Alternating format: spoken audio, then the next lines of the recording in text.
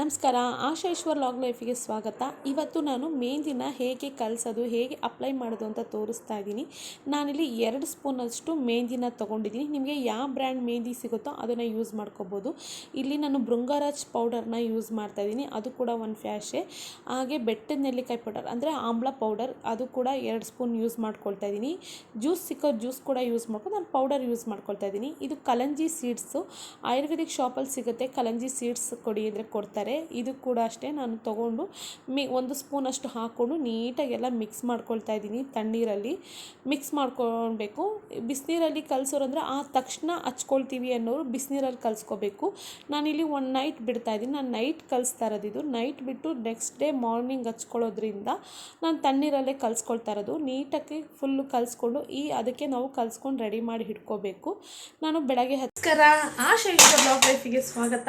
ತಿಂಡಿ ಎಲ್ಲ ಮುಗಿಸ್ತು. ಇವತ್ತು ಕೆಲಸ ಇಡ್ಲಿ ತಿಂಡಿ ಆಗಿರೋದ್ರಿಂದ ಎಲ್ಲ ಕೆಲಸನೂ ಹಾಗೆ ಇದೆ. ಪಾತ್ರೆ ಇನ್ನೂ ತೊಳೆಯೋದಿದೆ, ಅಡುಗೆ ಮನೆ ಕ್ಲೀನ್ ಮಾಡೋದಿದೆ.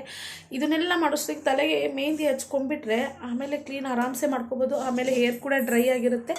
ಆಮೇಲೆ ನಾವು ಸ್ನಾನ ಕೂಡ ಮಾಡ್ಕೋಬೋದು ಅಂತ ಅಂದ್ಕೊಂಡು ಫಸ್ಟ್ ನಾನು ತಲೆಗೆ ಮೆಹಂದಿ ಅಪ್ಲೈ ಮಾಡೋಣ ಅಂತ ವಿಡಿಯೋ ಮಾಡ್ತಾಯಿದ್ದೀನಿ. ನೆನ್ನೆ ನಾನು ಮೆಹಂದಿ ಕಲಸಿಟ್ಟಿದ್ದೆ. ಕಲಸಿಟ್ಟಿದ್ದೆ ನೋಡಿ, ಈ ರೀತಿ ಕಬ್ಬಿಣದ ಬಾಂಡ್ಲಿಲಿ ಕಲಸಿಡೋದ್ರಿಂದ ನೋಡಿ ಎಲ್ಲ ಸುತ್ತಲೂ ಅಂಶ ಬಿಟ್ಕೊಂಡಿದೆ. ಅದಕ್ಕೋಸ್ಕರ ಕಬ್ಬಿಣದ ಬಾಂಡ್ಲಿಲಿ ಕಲಸಿಡೋದು. ಅಕಸ್ಮಾತ್ ಕಬ್ಬಿಣದ ಬಾಂಡ್ಲಿ ಇಲ್ಲ ಅಂದರೆ ಮಾಮೂಲಿ ನಾರ್ಮಲ್ ಸ್ಟೀಲ್ ಪಾತ್ರೆಯಲ್ಲಿ ಕಲಸಿಡ್ಬೋದು. ನಾನೆಲ್ಲ ನೋಡಿ ನೀಟಾಗಿ ಒಂದ್ಸತಿ ಮಿಕ್ಸ್ ಮಾಡಿಕೊಂಡೆ. ಇದಕ್ಕೆ ನಾನು ಈಗ ಮೊಸರನ್ನ ಸೇರಿಸ್ಕೊಳ್ತಾ ಇದ್ದೀನಿ. ನಾವು ಕಲಸೋಕ್ಕಿಂತ ಮುಂಚೆ ಒಂದು ನೈಟ್ ಕೂಡ ಮಿಕ್ಸ್ ಮಾಡಿಡ್ಬೋದು, ಬಟ್ ನಾನು ಯಾವಾಗಲೂ ಬೆಳಗ್ಗೆನೇ ಕಲಸಿ ಹಚ್ಕೊಡೋದು. ಮೊಸರು ಹಾಕೋದ್ರಿಂದ ಕಂಡೀಷ್ನರ್ ಥರ ಹೊರಕಾಗುತ್ತೆ, ಒಟ್ಟು ಡ್ಯಾಂಡ್ರಫ್ ಇದ್ರೆ ಹೋಗುತ್ತೆ, ಕೂದಲು ಸ್ಮೂತ್ ಆಗಿರುತ್ತೆ. ಹೀಗೆ ಒಂದ್ಸತಿ ನೀಟಾಗಿ ಮಿಕ್ಸ್ ಮಾಡಿ ಕಲಸಿಟ್ಕೊಂಡ್ರೆ ಒಂದು 5 ನಿಮಿಷದಲ್ಲಿ ನೆನ್ಕೊಳ್ಳುತ್ತೆ. ನಾನಿಲ್ಲಿ ಕೂದಲು ಹಚ್ಕೊಳ್ಳೋಣ ಅಂತಂದು ಇಲ್ಲಿ ನನಗೆ ಒಂದು ಕೈಗೆ ಕವರ್ ಯೂಸ್ ಮಾಡ್ಕೊಳ್ತಾ ಇದ್ದೀನಿ, ಇನ್ನೊಂದು ಕೈಗೆ ಏನು ಕವರ್ ಏನೂ ಹಾಕ್ಕೊಳ್ತಿಲ್ಲ. ಕೂದಲನ್ನ ಹೀಗೆ ಪಾಟೇಜ್ ಮಾಡಿಕೊಂಡು ತಕ್ಕೊಂಡು ಹಾಕ್ಕೊಳ್ಳೋಕ್ಕೆ ಈಸಿ ಆಗುತ್ತೆ ಅಂತ ನಾನು ಒಂದು ಕಡೆ ಹಚ್ಕೊಳ್ತಿದ್ದೀನಿ. ಕೂದಲು ಈ ಥರ ಬಿಡಿಸ್ಕೊಂಡು ನೀಟಾಗಿ ಇಟ್ಕೋಬೇಕು. ನಾನು ಮಿಡಲಿಂದ ಸ್ಟಾರ್ಟ್ ಮಾಡ್ಕೊಳ್ತಾ ಇದ್ದೀನಿ. ಮಿಡಲ್ ಹಚ್ಕೋಬೇಕು. ಮಿಡಲಿಂದ ಹೀಗೆ ಸುತ್ತಲೂ ಹಚ್ಕೊತಾ ಬರಬೇಕು. ರೂಟ್ಸಲ್ಲಿ ಫಸ್ಟು ವೈಟ್ ಹೇರ್ಸ್ ಕಾಣಿಸೋದಲ್ಲ, ಹಾಗಾಗಿ ರೂಟ್ಸಿಂದ ಎಡ್ಜ್ವರೆಗೂ ನೀಟಾಗಿ ಹಚ್ಕೊತ ಹೀಗೆ ನಾಟ್ ಹಾಕ್ಕೊತ ಬರಬೇಕು. ಈ ಥರ ನಾಟ್ ಹಾಕ್ಕೊಳ್ಳೋದ್ರಿಂದ ಕೂದಲು ಆ ಕಡೆ ಈ ಕಡೆ ಬಿಚ್ಚಲ್ಲ. ಅದಕ್ಕೋಸ್ಕರ ಈ ಥರ ಗಂಟು ಹಾಕ್ಕೊತ ಬರಬೇಕು. ಒಂದು ಸೈಡ್ ಲೆಫ್ಟ್ ಸೈಡ್ ತೊಗೊಂಡ್ರೆ ಇನ್ನೊಂದು ಸೈಡ್ ರೈಟ್ ಸೈಡ್ ತೊಗೋಬೇಕು.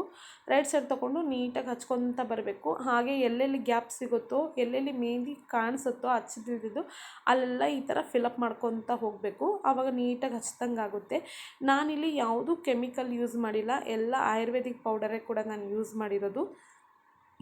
ಮೆಹಂದಿ ಪೌಡರ್, ಭೃಂಗರಾಜ, ಹಾಗೆ ಕಲಂಜಿ ಸೀಡ್ಸ್, ಹಾಗೆ ನೆಲ್ಲಿಕಾಯಿ ಪೌಡರ್, ಹಾಗೆ ಮೊಸರು. ಇದು ಫುಲ್ಲು ಎಲ್ಲ ಕಂಡೀಷ್ನರ್ ಥರ ವರ್ಕ್ ಆಗುತ್ತೆ. ಭೃಂಗರಾಜ ಹಾಕೋದ್ರಿಂದ ಕೂದಲು ಬ್ಲಾಕ್ ಆಗುತ್ತೆ.